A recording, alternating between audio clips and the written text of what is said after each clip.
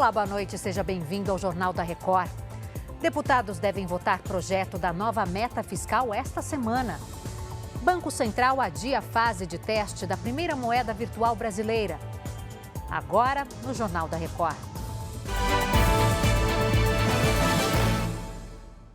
Oferecimento: Bradesco. Nunca execute arquivos enviados por e-mail ou mensagem.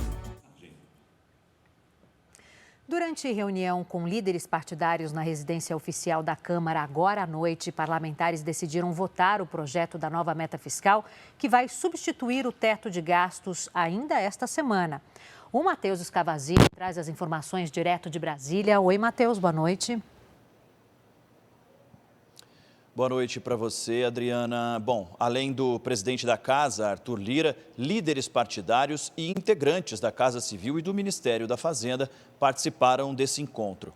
O texto que cria metas com o objetivo de equilibrar as contas públicas é tratado como prioridade pelo governo federal. O projeto foi aprovado há cerca de 2 meses com alterações feitas pelos senadores e, por isso, volta para a análise dos deputados. Entre os pontos que foram modificados pelos senadores estão a exclusão de 3 despesas das limitações do novo regime fiscal: o Fundo Constitucional para Investimento em Segurança, Saúde e Educação aqui no Distrito Federal, o Fundo de Manutenção e Desenvolvimento da Educação Básica, além de gastos com ciência e tecnologia. O relator do projeto na Câmara, Cláudio Cajado, disse que haverá reunião já nesta terça-feira sobre o tema e que a votação deve acontecer até no máximo quarta-feira. Vamos ouvir o que ele disse. O presidente Arthur pediu que antecipássemos para 11 horas com os líderes, para justamente podermos exaurir os demais pontos. Hoje, basicamente, só aprofundamos na questão da despesa condicionada, não se chegou-se a uma conclusão se vai se manter ou não no texto. Ainda no dia de amanhã avançaremos também nessa questão e os outros pontos não chegaram a ser discutidos, mas acredito que amanhã nós devemos exaurir todos os pontos e acredito que com os líderes e o presidente Arthur definamos a votação ou amanhã mesmo ou na quarta-feira. Acordado o texto, não terá dificuldade para que eu possa apresentar o parecer, até porque ele já está pronto, apenas faltando esses ajustes desses pontos que faltam ser acordados. Mais cedo, em São Paulo, Arthur Lira esteve com o presidente do Senado. Rodrigo Pacheco disse que espera votar a reforma tributária em outubro. Neste mês, os senadores devem receber governadores e prefeitos para debater os impactos do projeto no orçamento. O presidente do Senado, Rodrigo Pacheco, e o da Câmara, Arthur Lira, participaram do debate com empresários na Federação das Indústrias do Estado de São Paulo. O relator do projeto da reforma tributária, senador Eduardo Braga, do MDB do Amazonas, não compareceu ao evento. Já o governo federal foi representado por Dário Durigan, braço direito do ministro da Fazenda, Fernando Haddad. Preciso reconhecer que a liderança da Câmara dos Deputados no primeiro semestre foi fundamental para que ela avançasse num tempo jamais visto na história recente do nosso país. A maior controvérsia da reforma tributária é sobre o IVA, o Imposto sobre Valor Agregado. Os empresários pediram que a alíquota do imposto seja de, no máximo, 25%. Rodrigo Pacheco diz que isso vai ser discutido, mas de maneira razoável para não onerar demais a carga tributária. Então está tudo ainda muito incipiente e, naturalmente, que ter ou não um teto de alíquota na Constituição vai ser uma discussão política do Senado nos próximos dias. O presidente da Câmara dos Deputados, Arthur Lira, falou que vai esperar o Senado decidir sobre as mudanças no texto e defendeu que o governo discuta corte de despesas para não haver aumento de impostos. Não quero colocar pressão em ninguém, mas vamos ter que discutir despesas. Despesas a gente tem que discutir o tempo todo. O debate aqui na Fiesp faz parte da rodada de discussões sobre os impactos da reforma tributária na economia. O presidente do Senado, Rodrigo Pacheco, vai se reunir ainda esse mês com prefeitos e governadores para discutir como a reforma pode afetar as contas de estados e municípios. Pacheco disse também que a votação do texto vai acontecer ainda esse ano. Precisava ter um cronograma. Se houver a necessidade de alongar por alguns dias ou por algumas semanas, não há problema algum. Nós vamos ter segurança para poder votar. O Ministério do Esporte divulgou nesta segunda-feira a lista com os mais de 7.200 nomes que serão beneficiados pelo programa Bolsa Atleta nos próximos 12 meses. Essa é a maior lista desde o início do programa em 2005. Ao todo, foram distribuídos mais de 78 milhões de reais para pagamento das bolsas. O Supremo Tribunal Federal formou maioria e confirmou a decisão do ministro Alexandre de Moraes, que proíbe a remoção compulsória de moradores em situação de rua para abrigos. São Paulo é o estado que mais concentra pessoas nessa condição. Boa noite, Felipe Brandão. Conta pra gente o que mais diz essa decisão do STF. Boa noite. Oi, Adriana, boa noite. Também está proibido o recolhimento forçado de bens e pertences dessas pessoas que não têm onde morar. Aqui no estado de São Paulo se concentram 40% dos moradores em situação de rua de todo o Brasil. São mais de 89 mil, segundo dados recentes do CadÚnico, levantados pela Universidade de Minas Gerais. 5 ministros do STF acompanharam o voto do relator Alexandre de Moraes. O julgamento acontece de forma virtual. Adriana. A gente segue acompanhando, Felipe. Obrigada pelas suas informações. Boa noite. Um levantamento mostra que a maioria dos casos de incêndios residenciais acontece nos estados da região sul. Muitas vezes, um simples descuido pode causar um acidente. Um incêndio que começou na cozinha destruiu a casa da Alessandra. Ela mora em Porto Alegre com as 2 filhas pequenas. Quando o fogo começou, felizmente estava sozinha. Ela tinha acabado de entrar no banho e esqueceu uma cafeteira ligada. Quando eu fui ver, a casa estava pegando fogo em tudo já. Não tinha mais o que fazer. Só deu tempo de eu me enrolar no meu roupão, pegar minha chave, meu celular e sair para a rua e pedir socorro. A suspeita é que as chamas começaram após um curto-circuito. De acordo com a Associação Brasileira de Conscientização dos Perigos da Eletricidade, só no ano passado, em todo o país, foram mais de 800 incêndios domiciliares por sobrecarga de energia, resultando em 55 mortes. No primeiro trimestre deste ano, foram registrados 555 incêndios como este, alta de 13,7% na comparação com o mesmo período do ano passado. Mais de 72% dos incêndios domésticos aconteceram em residências no sul do país. Os principais causadores destes acidentes estão em ambientes como este aqui. São vários eletrodomésticos e, em muitos casos, conectados através de um adaptador a uma única tomada, e a fiação elétrica nem sempre suporta tamanha quantidade de energia. Manutenção da rede elétrica da casa é fundamental. Importante também ter cuidado com o uso de equipamentos para garantir o aquecimento nos dias de frio ou uma brisa fresca no calor. Então, quando você vai para o sul, nós estamos falando em época de inverno, agora aquecedores. Quando você vai para norte e nordeste, o assunto muda para ventiladores, ar-condicionado, né? São cargas também maiores que acabam sendo ligadas de forma não correta, e aí você tem o aquecimento dos fios que vira um incêndio. Para a Alessandra, que perdeu tudo, ficou a lição. O importante é que eu estou viva, isso que importa. Tenho força para recomeçar tudo de novo. Um homem foi morto nesta segunda-feira no litoral de São Paulo durante a operação da Polícia Militar. E quem tem mais informações é a Fernanda Burger. Boa noite, Fernanda. Boa noite, Adriana. A ocorrência foi em um Morro de Santos no início da tarde. De acordo com a PM, agentes do Batalhão Especial da Polícia trocaram tiros com suspeitos. O homem, que foi baleado, foi socorrido, mas morreu no hospital. Moradores protestaram, ateando fogo em diversos objetos.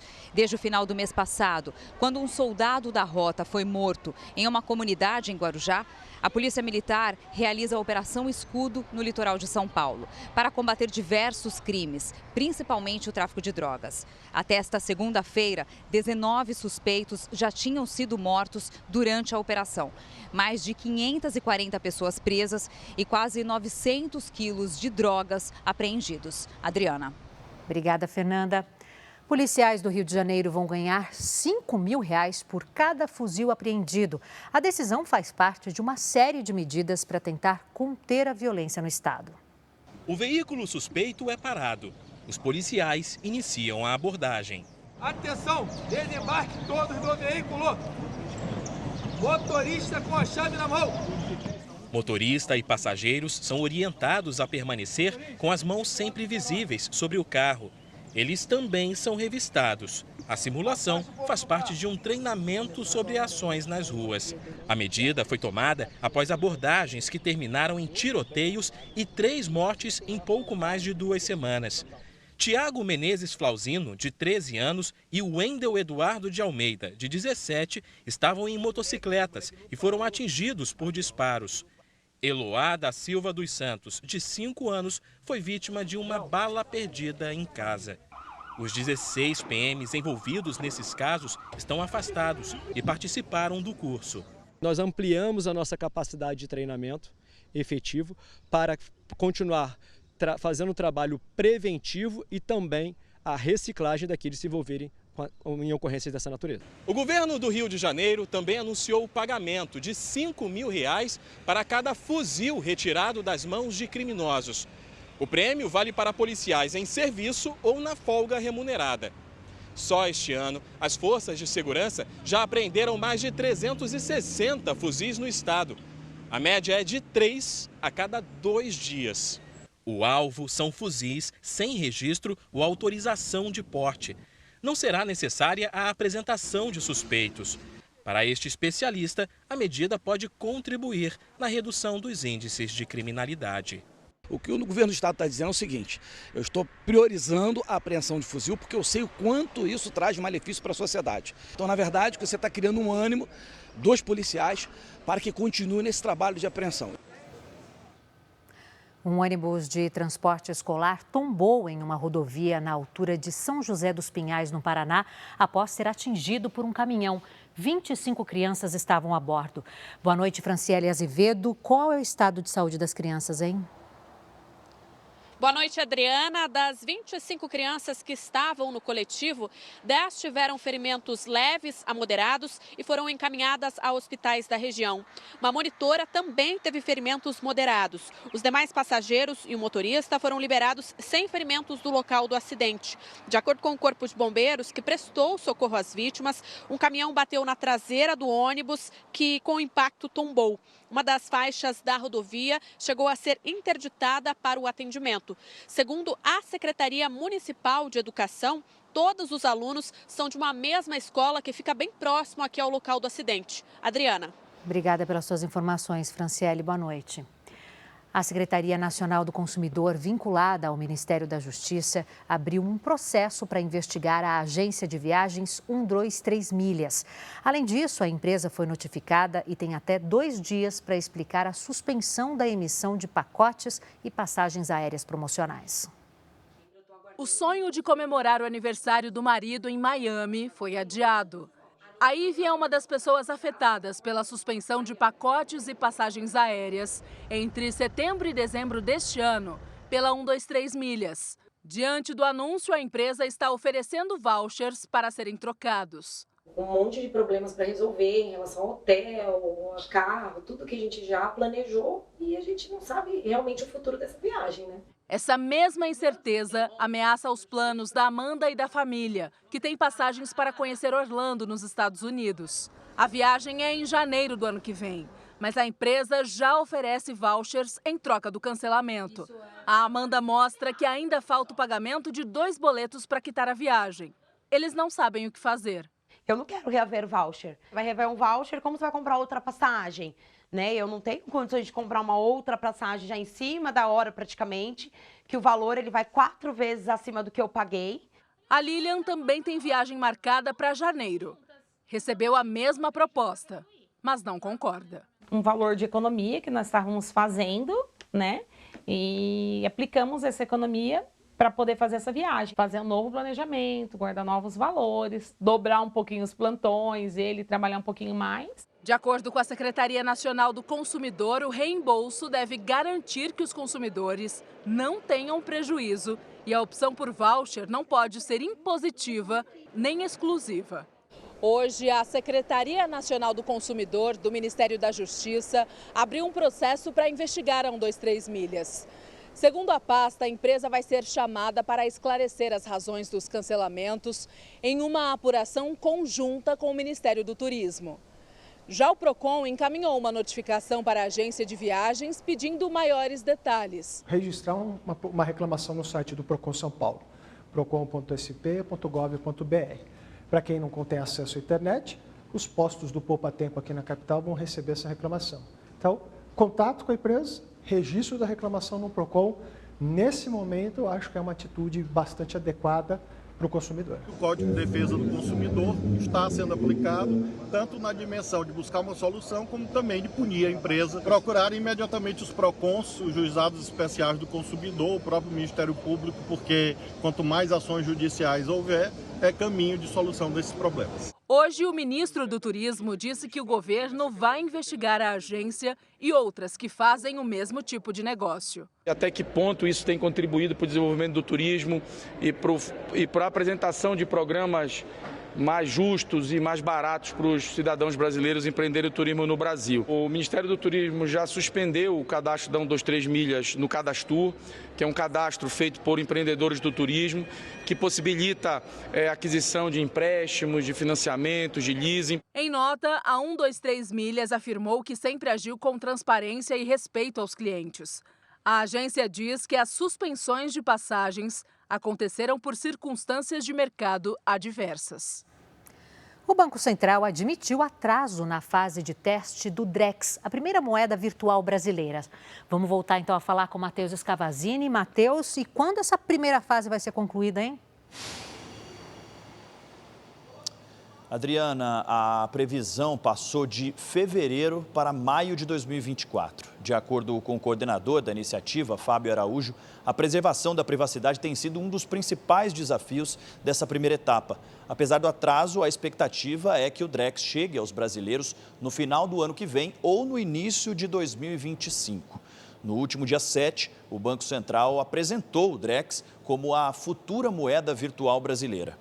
Adriana. Obrigada, Matheus. Boa noite para você.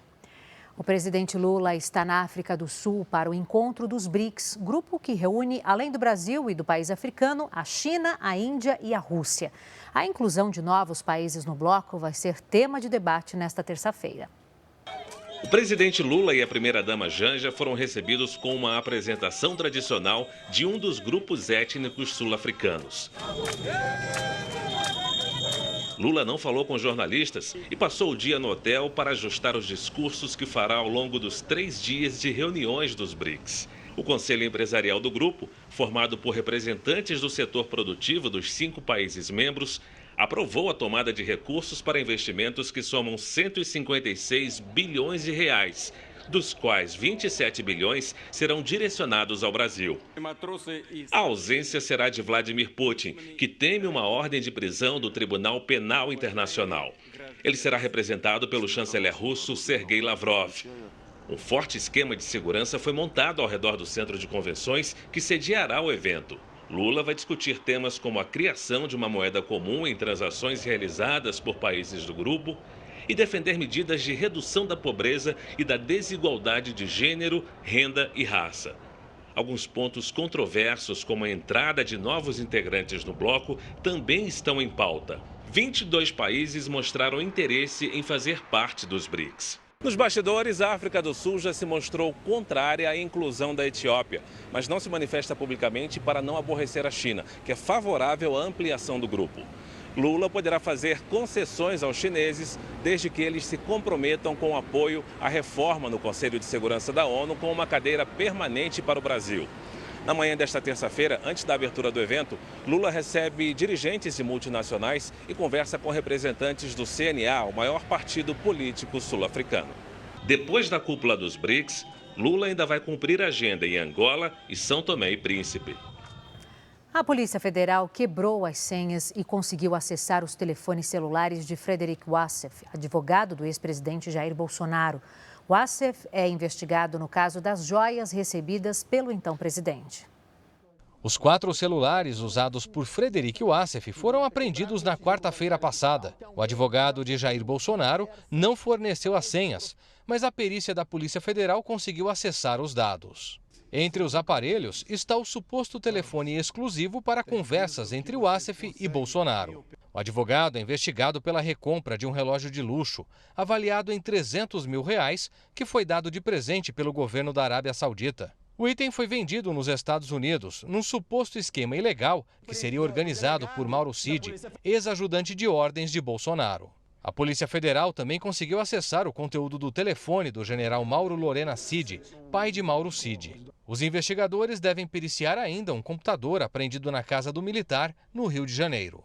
O telefone do pai de Mauro Cid chegou hoje à PF aqui em Brasília e era um dos itens mais esperados pela investigação, já que o general é amigo de Bolsonaro há muitos anos. A PF acredita que o conteúdo dos celulares e do computador apreendidos pode esclarecer o suposto esquema de venda das joias.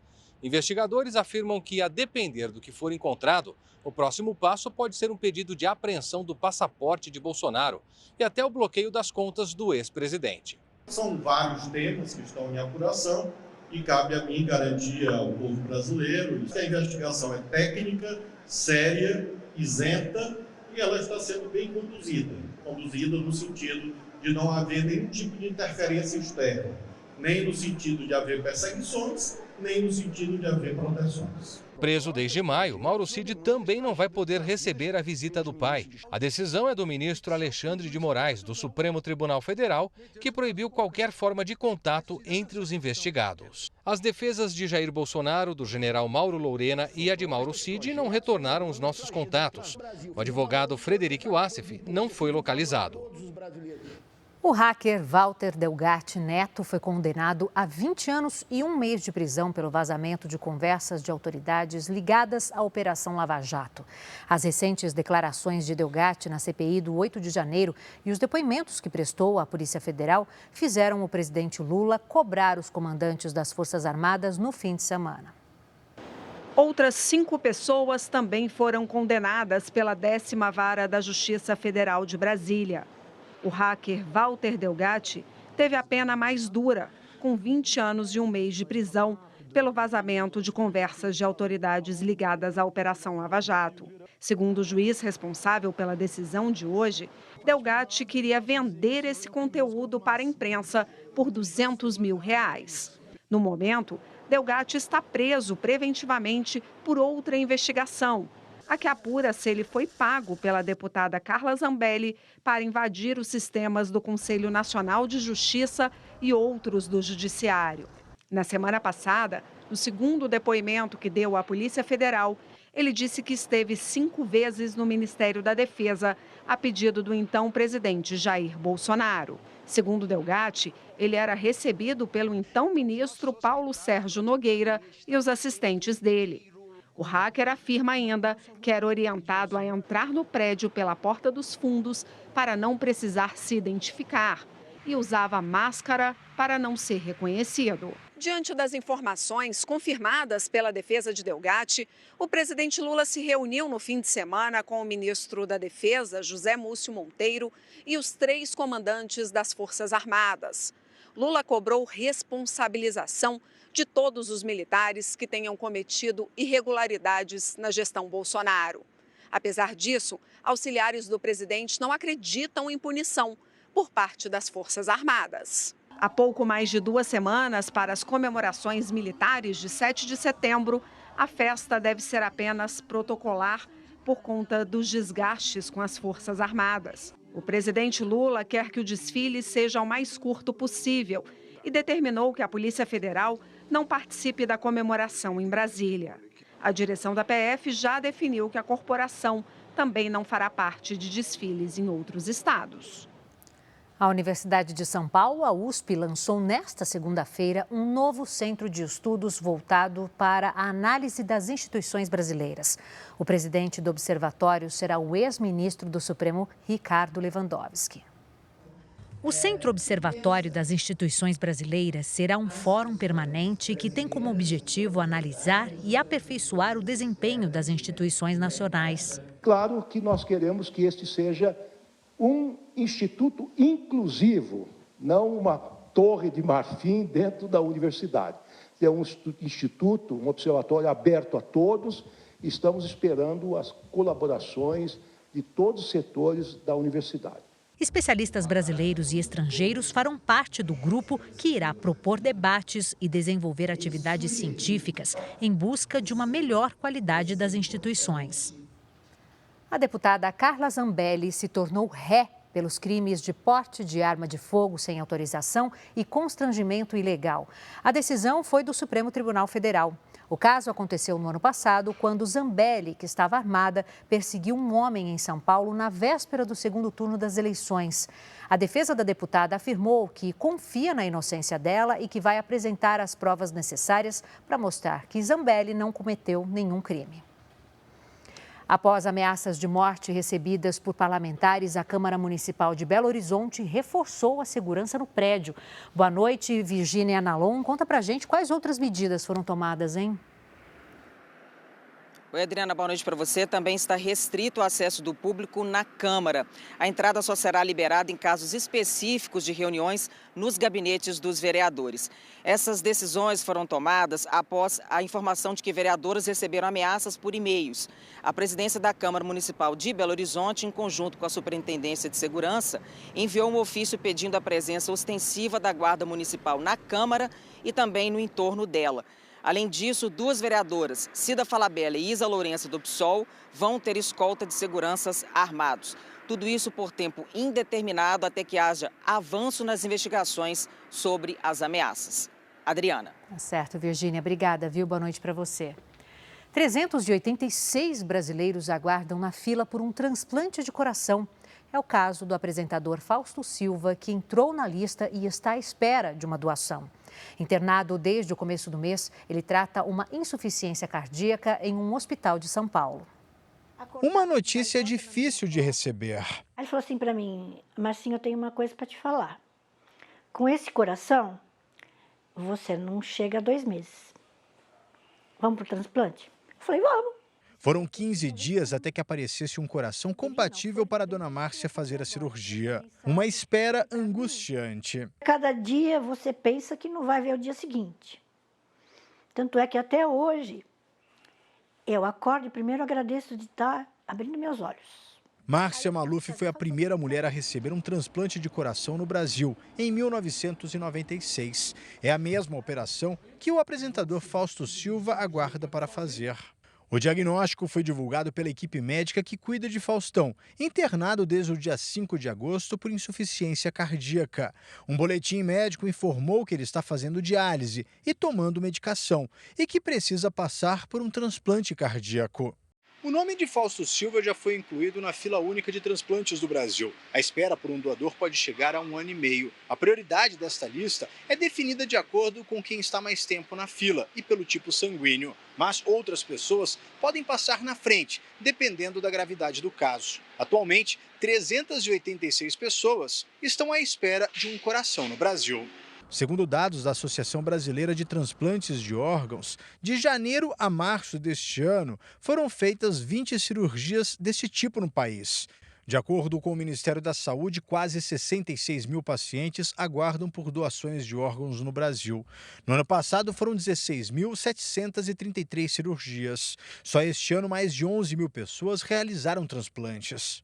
Para este médico cardiologista do Hospital Moriá, o Brasil está entre os países com os melhores resultados em transplantes de coração. Segundo ele, é uma cirurgia delicada, mas com boa recuperação. Ele está no nível de prioridade máxima, que é o paciente que está internado na UTI e está com recursos avançados de tratamento. Existem níveis de priorização. O paciente que está em casa tem um nível de priorização mais baixo do que está internado. Então, ele está com a priorização máxima. Hoje, 27 anos depois de receber um coração novo, Dona Márcia leva uma vida tranquila e muito feliz. Eu amo a vida, de verdade. E seja o que for que a vida me traz, às vezes, de transtorno no meu corpo, eu levo tudo numa boa. O governo japonês anunciou que vai começar a despejar no mar a água tratada da usina nuclear de Fukushima na quinta-feira. A decisão é alvo de crítica de países vizinhos. Do Japão, a nossa correspondente Silvia Kikuchi traz os detalhes. Boa tarde aí para você, Silvia. Oi, Adriana. Uma boa noite a todos aí no Brasil. O anúncio foi feito pelo primeiro-ministro Fumio Kishida depois de uma reunião com líderes da Federação Japonesa de Pesca. Kishida prometeu medidas de longo prazo para concluir com segurança a liberação da água. Apesar da forte oposição, os pescadores aceitaram as explicações científicas de que o despejo não vai impactar o meio ambiente. O governo também vai criar fundos no valor de R$ 2.700.000 para combater os danos à pesca em Fukushima e incentivar a indústria local. Pesquisas de opinião pública mostram que a taxa de desaprovação ao governo de Kishida superou os 50% pela primeira vez desde dezembro. Muitos estão preocupados com os prejuízos econômicos ao país com a liberação da água, já que países como China e Coreia do Sul chegaram a proibir a importação de alimentos japoneses. A usina nuclear de Fukushima tem mais de 1 milhão de toneladas de água acumulada desde o acidente nuclear de 2011. Adriana. Obrigada, Silvia. O primeiro-ministro do Canadá, Justin Trudeau, criticou a Meta, que é dona do Facebook, por bloquear notícias no país em suas plataformas. Segundo Trudeau, a empresa americana prioriza o lucro sobre a segurança das pessoas e tem deixado de publicar informações relevantes sobre o país. No início deste mês, a Meta começou a bloquear notícias no Facebook e no Instagram para todos os usuários no Canadá.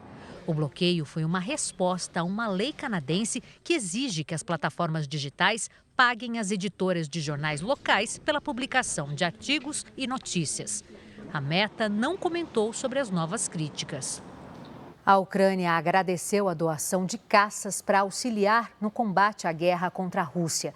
No domingo, a Holanda e a Dinamarca se comprometeram a fornecer 42 aeronaves a Kiev. Em visita a Copenhague, o presidente ucraniano Volodymyr Zelensky disse que está convencido de que a Rússia perderá a guerra. Russia will lose this war.